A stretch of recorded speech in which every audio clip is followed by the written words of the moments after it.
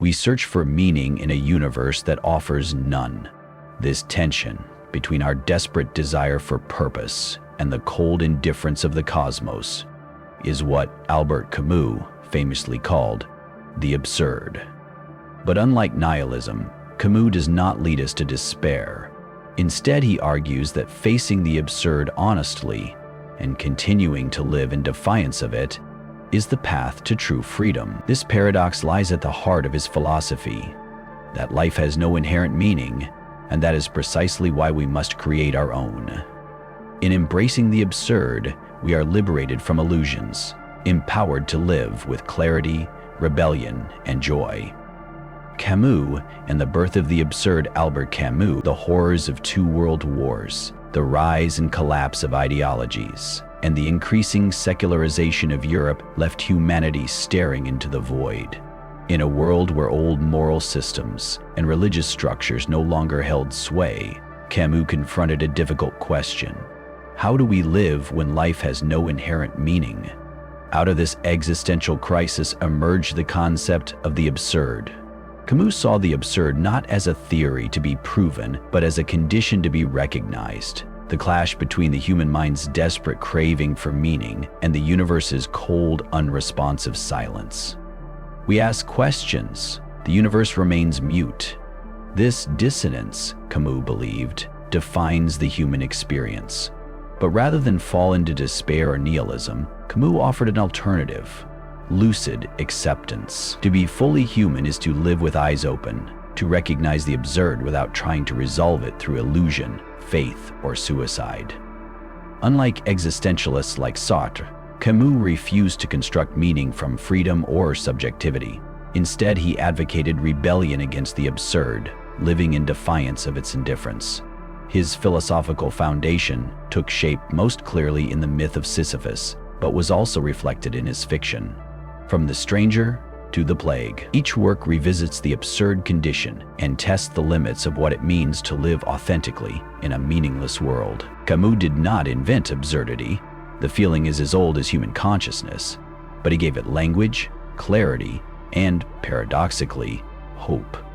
In confronting the absurd, Camus opened a path not to despair, but to a life of bold defiance, creativity, and freedom. The human longing for meaning, why we are wired to seek purpose, and what happens when we realize there's none. At the heart of Camus' philosophy lies a fundamental truth. Humans are meaning-making creatures. From the earliest myths to the most modern ideologies, we have always sought to impose order on the chaos of existence. We long to believe that our lives matter, that our suffering serves a higher purpose, that our joys are part of a grand design. This impulse is not weakness, it is deeply human. Camus acknowledged this longing without condescension. In fact, he saw it as the very thing that defines us. The absurd arises precisely because we care so deeply, because we are desperate for answers from a universe that refuses to provide them. We cry out for clarity, for justice, for significance, and we are met with silence. That silence is the foundation of the absurd. When we realize that the universe offers no answers, we face a kind of existential vertigo. The structures we built, religion, morality, nationalism, begin to feel like comforting fictions.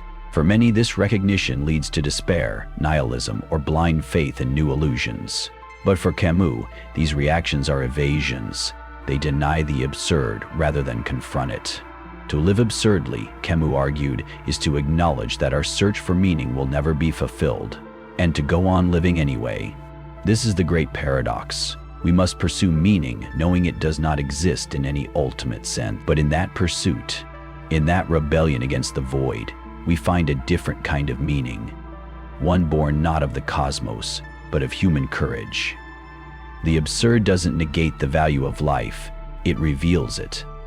Our yearning for purpose, though unfulfilled, becomes the very fuel for an honest, defiant life. The universe may be silent, but our response need not be. The universe doesn't answer. When we look to the stars for meaning, we are often met not with divine echoes, but with unyielding silence. For Camus, this silence is not poetic, it is metaphysical. It is the absence of a voice on the other end of our existential cry. We ask, why am I here? What is the purpose of suffering? What lies beyond death? And the universe responds with stillness, emptiness, indifference. This dissonance between the questions we ask and the answers we fail to receive is where the absurd takes root. It is not the lack of meaning itself that constitutes the absurd, but the persistence of our need for it in a world that offers none. The absurd is relational. It exists in the space between our yearning and reality's refusal. Unlike religious traditions that interpret silence as mystery or a test of faith, Camus takes it at face value. The universe doesn't answer, not because it hides its truth, but because there is no truth to hide. It is not malicious, it simply is. This ontological indifference forces a choice. Invent answers, deny the problem, or confront it head-on. Camus chose confrontation. The silence of the universe, to him, is not a tragedy to mourn, but a fact to accept. It strips us of illusions, but in doing so, it frees us. Freed from divine judgment, from cosmic destiny, from eternal punishment or reward. We are left with something raw and real, this life, this moment, this body, this breath. The silence of the universe is terrifying, yes, but it is also honest. And in that honesty lies a peculiar dignity. We are no longer children waiting for answers. We are conscious beings, standing upright in the void, refusing to look away. Suicide, Camus' only serious philosophical question. For Camus, the fundamental philosophical question is stark and direct. Should I kill myself? Once we realize that life has no inherent meaning, that the universe is indifferent to our hopes and fears, it's natural to ask whether life is worth living at all. This, Camus claimed, is the first and most serious question philosophy must answer. But Camus' answer is clear. No, we must not give in to suicide, neither physical nor philosophical. Physical suicide for him is a confession that life is too much to bear, that the absurd cannot be faced. But even more dangerous is philosophical suicide. The act of inventing or embracing comforting illusions, such as religious faith or utopian ideologies, simply to make life seem meaningful again. Both forms of suicide are rejections of the absurd. They deny the confrontation that Camus insists we must have. The only honest response, he argues, is to revolt, to live fully, consciously, and rebelliously despite the absurdity of our condition. In the myth of Sisyphus, Camus writes that one must imagine Sisyphus happy. This is not naive optimism, it is defiance. If Sisyphus, cursed to roll a boulder up a hill for eternity, can find joy in his task, so too can we find meaning not in external truths, but in the act of living itself. To choose life in the face of the absurd is not to deny the pain of existence. It is to embrace it, to recognize its beauty and brutality, and to live anyway. In this choice lies dignity. In this rebellion lies freedom. Suicide may be tempting, but to reject it is the first act of absurd heroism. The myth of Sisyphus, a guide to absurd living, at the heart of Camus' philosophy lies the ancient Greek myth of Sisyphus, a man condemned by the gods to roll a heavy stone up a mountain, only to watch it roll back down each time he nears the top, for eternity. It's a story of relentless futility, a punishment designed to break the spirit. But Camus sees in Sisyphus not despair, but defiance. He declares, one must imagine Sisyphus happy. Why? Because in the very act of facing his fate without illusions, Sisyphus becomes free. He knows there is no hope of escape, no deeper meaning in his labor. Yet he persists. His rebellion is not in what he does, but in how he does it. With clarity, resolve, and even joy, Camus sees in Sisyphus a model for how we should live in an absurd world. Life, like the stone, is often repetitive, burdensome, and seemingly without purpose. We wake, work, sleep, repeat. But the absurd hero transforms this condition through consciousness. By refusing to hope for more, by refusing to delude himself, he reclaims control. This is not surrender, it's liberation. Sisyphus owns his fate because he understands it. In that understanding, he finds a strange kind of meaning, not beyond the task, but within it. The climb becomes his act of rebellion. Camus doesn't ask us to be joyful despite the absurd, but because of it. There's a raw beauty in embracing life on its own terms.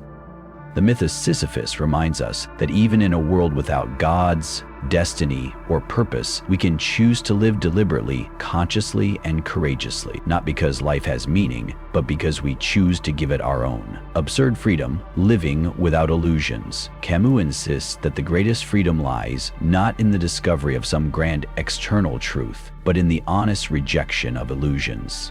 Most people cling to hopes of divine justice, eternal life, or cosmic meaning to soothe the pain of existence. But Camus calls this philosophical suicide, the escape into belief systems that mask reality. For him, the absurd demands that we face the world as it is, not as we wish it to be.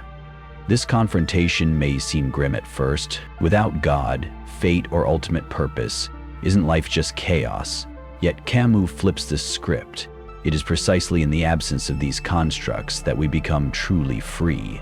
No longer bound by false expectations, we are free to live on our own terms, free to create, to choose, to define ourselves. Absurd freedom is radical. It liberates us from the tyranny of should and must. Without divine rules or metaphysical duties, we are left with a kind of existential blank slate. But this is not emptiness. It is potential. What we do with our lives is up to us, entirely. In this way, the absurd does not negate life. It makes it ours. Camus compares this awakening to a prisoner who suddenly realizes the bars have vanished, not because someone set him free, but because he stopped believing they were there. Rejecting illusions doesn't mean rejecting joy. On the contrary, it opens us to a deeper, more honest form of happiness, one rooted in presence, not promise. To live without illusions is to live without lies, and in that unfiltered, unpromised world, Camus finds not despair, but dignity. The absurd man is not hopeless, he is free. Revolt over resignation, central to Camus' philosophy, is the idea of revolt, not as political uprising, but as a perpetual act of defiance against meaninglessness. Faced with the absurd, we might be tempted to surrender, to sink into resignation or apathy. But Camus urges the opposite. To recognize the absurd and live in full awareness of it is, paradoxically, an act of rebellion. And that rebellion, he says, gives life value. Revolt begins with refusal, refusing to be consoled by false hopes, to submit to nihilism, or to drift into passive acceptance. It is the conscious decision to keep living, creating, loving, and thinking, even when we know there is no final answer or higher reward. It is living as if life were meaningful, even knowing it's not. Camus compares this state to that of the artist, who creates without needing justification. Creation itself becomes an act of revolt, a refusal to be silenced by absurdity. Art, love, labor, and laughter are all possible forms of resistance. They are not escapes, but affirmations, not despite the absurd, but because of it. Importantly, revolt is not a one-time epiphany, it is ongoing. It must be renewed each day, like Sisyphus pushing his boulder. What gives life nobility is not its outcome, but the struggle itself. The struggle toward the heights, Camus writes, is enough to fill a man's heart. This ongoing revolt gives us something no illusion can: authenticity. We become authors of our lives, not passengers, and in doing so we reclaim meaning, not from the universe, but from within ourselves. Camus does not want us to suffer the absurd. He wants us to confront it, and then stand tall. In revolt, we live fully, without consolation and without surrender. That is not defeat, that is victory. Love, art, and absurd passion. If the universe is silent, if life offers no final answers, what room is there for love, for art, for beauty? For Camus, the answer is clear. These are not only still possible, they are essential. In a world without inherent meaning, it is passion, not belief, that sustains us. Camus does not view the absurd as the end of beauty, but as its most fertile ground, precisely because nothing lasts. Every moment becomes more precious. Love becomes more intense because it is fleeting. Art becomes more powerful because it springs from freedom, not doctrine. The absurd teaches us to see clearly, and in that clarity, even the smallest joy becomes monumental. Art, in Camus' view, is the most honest response to absurdity. It does not solve the absurd. It mirrors it. A painting, a poem, or a piece of music does not need to explain the world. It only needs to express the experience of living in it. Art says, I have felt something true in a world that offers no truths. That is rebellion. Love, too, is a form of resistance. It defies solitude. It says, even though we are alone in the universe, I choose to connect with you. Camus does not romanticize love as eternal or perfect. He embraces its imperfections, its temporariness. What matters is that it's real while it lasts. To live absurdly is not to retreat into cynicism. It is to embrace experience. It means falling in love with life, not despite its transience, but because of it. It means creating, laughing, suffering, dancing, all without a need for justification. In a meaningless world, passion becomes our protest, beauty becomes our statement, and love, fragile, fleeting, profound, is our shared rebellion against the void. Absurd heroes, living authentically in a silent universe. Camus believed that absurd heroes are not extraordinary figures with superhuman courage or faith, but ordinary people who live with radical honesty. They are individuals who confront the absurd, accept it, and choose to live passionately and authentically anyway. They do not seek consolation in religion, ideology, or false hope. They rebel simply by living without illusion. Sisyphus is the symbolic prototype of this hero. Condemned, yes, but free in his awareness and defiance. In literature, Meursault from The Stranger exemplifies this mindset. He lives without pretense, indifferent to societal norms, refusing to lie even in the face of death. His honesty alienates others, but for Camus, it elevates him. Absurd heroes also exist outside the pages of philosophy. Think of artists who create without needing approval, scientists who pursue knowledge knowing the universe will never offer final truths, or lovers who choose connection with full knowledge of its impermanence. These people are not saints or saviors. They are rebels who live in spite of the silence. Nelson Mandela, though not a Camusian figure in doctrine, lived through decades of imprisonment with unbroken resolve, a form of absurd resistance. Similarly, Camus himself, during the French Resistance, fought not because he believed in history's justice, but because he refused to be complicit in injustice. That refusal, that act of rebellion, defines the absurd hero. What unites these figures is their commitment to presence, to clarity, and to choice. They do not wait for meaning to descend from the heavens. They craft their lives like a sculpture, deliberately, boldly, and without apology. In a universe that offers nothing, the absurd hero asks for nothing and lives everything. Not because life means something, but because it is something. And that, for Camus, is enough. 10. Why accepting the absurd might be the most hopeful thing you'll ever do. At first glance, Camus' philosophy of the absurd seems bleak. A universe without meaning, gods, or ultimate purpose sounds like a recipe for despair. But to accept the absurd, fully and without escape, is not to give up on life, it is to finally begin living it. The absurd does not destroy hope, it redefines it. Hope in the Camusian sense is not faith in a better afterlife or belief in some grand design. It is the strength to live without guarantees. It is the joy of breathing, creating, connecting, and enduring in a world that owes us nothing. That kind of hope is not fragile, it is fierce. To accept the absurd is to stop waiting for answers, for salvation, for permission. It is to claim the present as your own, to forge meaning in every choice, every gesture, every moment. Camus calls this revolt, but it is also a kind of celebration, a recognition that while life has no meaning, it is rich with possibility. In surrendering the need for meaning, we gain a deeper appreciation for what is. The absurd opens our eyes. We see more clearly, love more deeply, laugh more freely, not because we have answers, but because we no longer need them. The mystery remains, but it no longer frightens us. It inspires us. And so, perhaps the most radical act of hope is to look into the void and smile, to embrace life not for what it promises, but for what it offers right now. Camus does not ask us to believe, he asks us to live, to say yes to the absurd, and in doing so to say yes to life. In the end, accepting the absurd is not resignation. It is courage. It is clarity. It is freedom.